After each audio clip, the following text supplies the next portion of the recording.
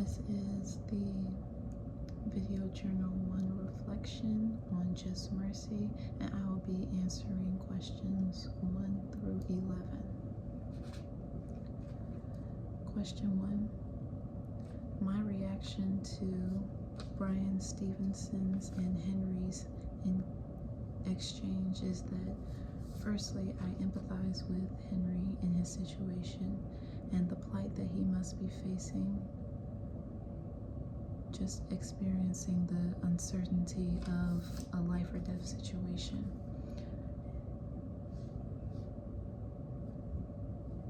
Like, up until this point, Henry only knows that he's on death row and could be executed at any point. So from his point of view, Bryan Stevenson could have easily been there to deliver the worst possible news that his execution was that day. Stevenson's nervousness and immediate sorries may have given Henry the impression that something bad was going to happen, or some of the worst news he was going to face, because he's in where he's at, and his mind obviously would have easily gone to the worst and possibly the most extreme situation. His relief of being in the presence of Stevenson, especially because he wasn't a correctional officer or death row prisoner, makes me think that he was under a lot of stress from being judged and treated as inferior and a criminal, in addition to just having to remain hypervigilant in a space where people literally have nothing else to lose. I think this exchange depicted a stark contrast of realities between a free civilian like Bryan Stevenson and an incarcerated person, Henry, who's on death row, and the priorities that kind of plague their experiences. Where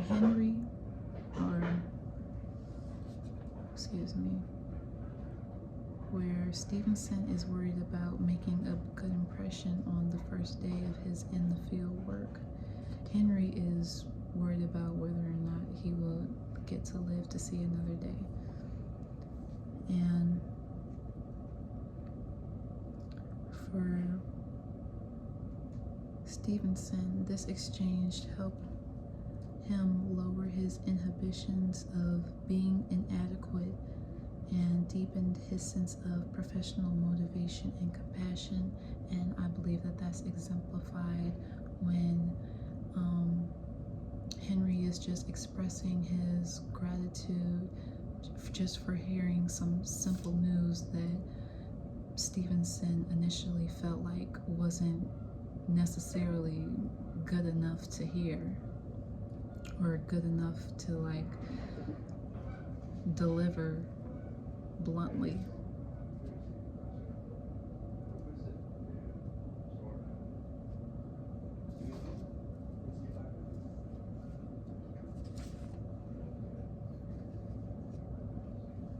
Two, Bryan, when he talks about emotional exhaustion, he's talking about just having to deal with the labor of self-regulating and managing extreme fluctuations of his, inner world to actively accommodate someone else's, life, and just having to experience and become invested with someone else's story puts a weight on you, especially when you're in this position where you have a profound you can have a profound influence on someone else's life. To me, being emotionally drained means to just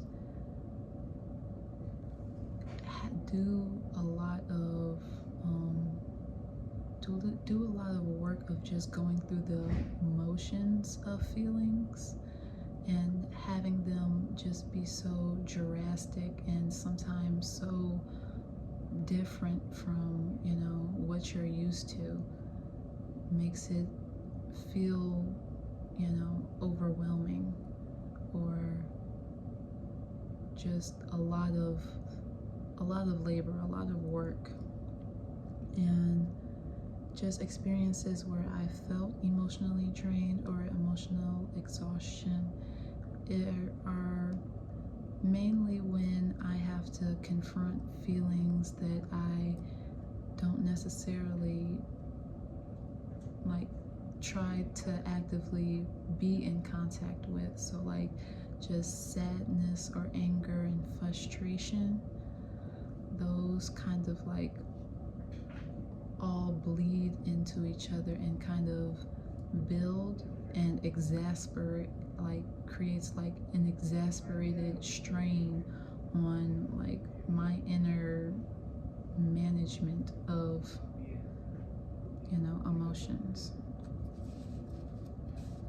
3. Walter McMillan is described as not a particularly well-educated man and having a schooling equivalent of that of a second or third grader, and coming from a small, poor, predominantly black rural area. Walter had initially come from poverty but grew up to start his own business, and he was described as valuing his independence and being hardworking, pleasant, generous, and accommodating, which made him well liked amongst his clientele. This also, in addition to his charm, made him more positively received by women, leading him to have multiple affairs outside of marriage. Phenotypically, he was very manly. He was described as having a rugged exterior with long bushy hair and uneven beard, so just this uncut raw masculinity. And due to his hard and oftentimes dangerous profession and life circumstances, Walter was easily swayed to temptation, especially lust and pleasure. So even when he knew the potential consequences and climate around engaging romantically with a woman outside of his race, a white woman, he eventually got involved anyway with a younger woman by the name of Karen Kelly, who was noted as being unhappily married. And in McMillan's interactions with Stevenson, he describes him as sincere and self-aware of his mistakes, and his community also describes him as generally trying to do the right thing. 4. Michael Donnell's case connects with McMillan's case because in both of the periods that they were alive, the threat of violence and symbolic anti-black terrorism in the form of lynching was used by whites to send a message. And this message was to focal their place in a position of power to enforce whatever racist ideology that supported their white supremacist agenda. The arresting officers who arrested McMillan referenced the Michael Donnell's case, which I thought was very interesting because in both of their circumstances, their innocence was largely overlooked because of the color of their skin. Ryan Meyer's false account of Walter McMillan's role in the homicide begins in a similar way to the incident that Donald experienced by his white perpetrators, as Myers alleged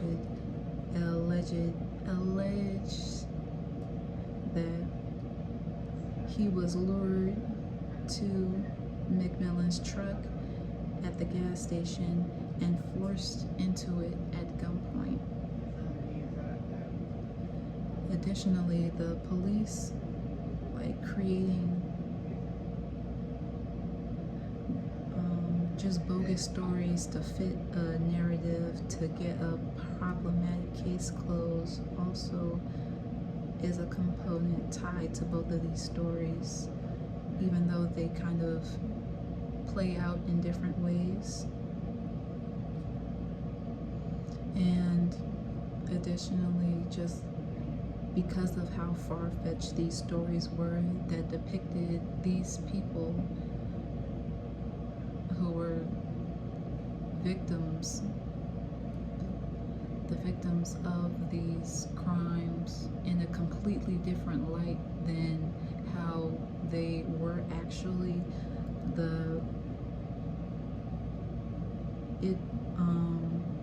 In both stories, it rose a sort of suspicion that led many of the Black community to side with the Black victims.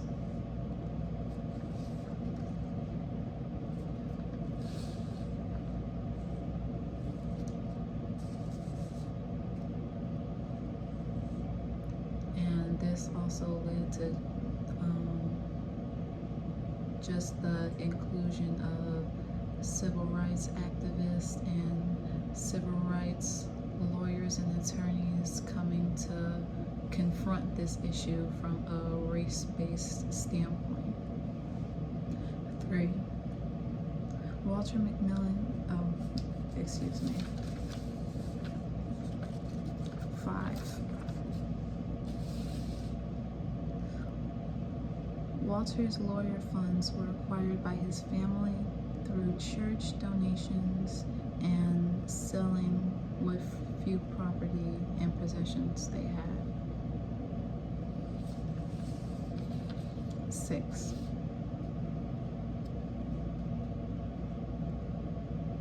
The peremptory challenge in jury selection is defined as the legal tool used by attorneys to exclude or dismiss a juror without needing to provide a reason.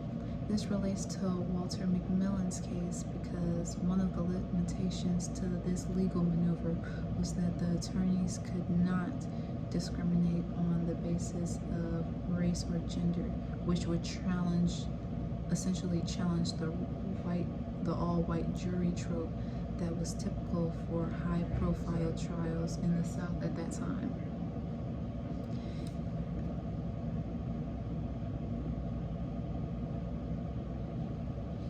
Even though there were constitutional laws that aimed to prevent this sort of discriminatory practice, states kept jewelry rules mostly white through various tactics to undermine the law, and this plays out in attorneys striking out Black jurors in favor of predominantly white juries.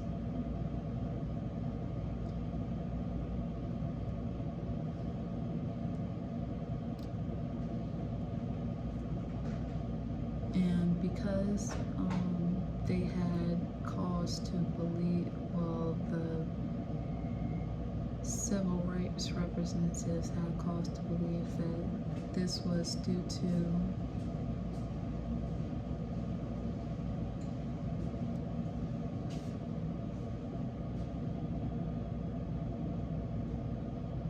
racial discrimination.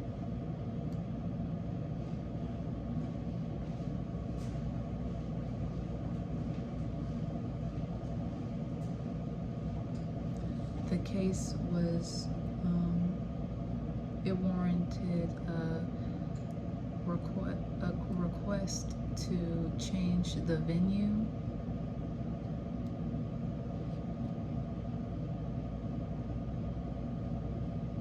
To help